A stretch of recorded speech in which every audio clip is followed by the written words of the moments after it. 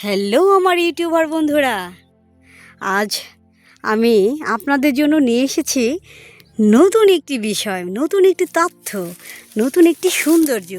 সেটা যদি দেখতে হয় তাহলে কিন্তু ধৈর্য সহকারে ভিডিওটি লাস্ট পর্যন্ত আপনাকে দেখতে হবে বন্ধুরা। দেখেছেন কর্মের ফাঁকে আমার ঘুরতে আসা, আপনারা তো আগেই জানেন। তো দেখেছেন আমি এখন দাঁড়িয়ে আছি কোথায়? একটি কৃষকের স্বপ্নের মাঝে। তার মানে হলো এই যে এগুলো কি বলেন তো বন্ধুরা, বলতে পারবেন এগুলো কি?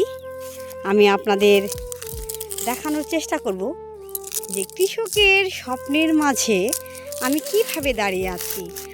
যদিও আমার ভীষণ ভালো লাগছে গাইস, কারণ আমিও খুবই গর্বিত। কৃষকের স্বপ্নের মাঝে আমি দাঁড়িয়ে আছি। আমার তো এগুলো দেখতে আমার গাইস, শুধু ধৈর্য সহকারে দেখে যান। আমি আপনাদের কি দেখাচ্ছি, কাজের সূত্রে যদিও আমার এখান দিয়ে আসা, আমি এখান দিয়ে আসতে আমার ভীষণ ভালো লাগে। এসেছেন কিনা আমি জানি না, যারা আমার শহরে বন্ধুবান্ধব আছেন, বন্ধুরা আছেন, বা দেশের বাইরে যারা আছে, যারা মাকে, মাতৃভূমিকে কতকাল বহুকাল দেখে না, কত বছর দেখে না, তাদের উদ্দেশ্যে বলছি। আসলে কি জানেন, বাংলা তো মাটি মানেই তো মা।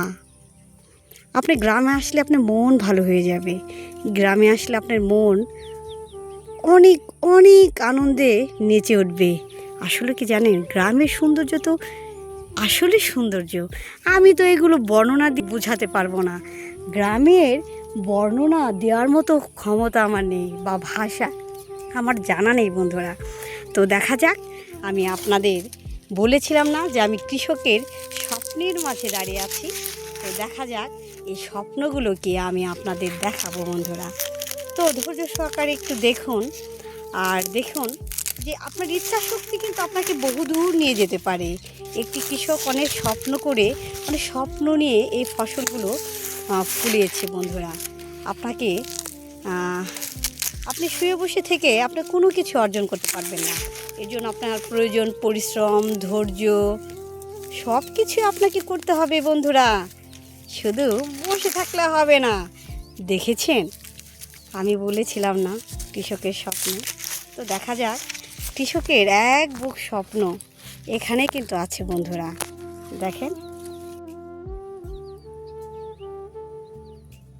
প্রচণ্ড রোদ, প্রচণ্ড রোদ। আমি বলেছিলাম না আমি কৃষকের স্বপ্ন দেখাবো।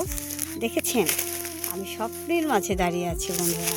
দেখেছেন কি আনন্দ। হ্যাঁ, গাছ কিন্তু উপর থেকে মাথা কেটে কেটে এখানে রেখে দিয়েছে বন্ধুরা।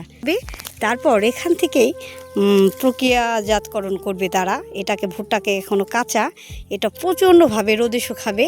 এর জন্য মাথাগুলো কেটে দিয়েছে, গো খাদ্য হিসেবে মাথাগুলোকে নিয়ে গেছে তারা। আর এখানে পড়ে আছে শুধু এইভাবে তারা রেখে গেছে গাইস।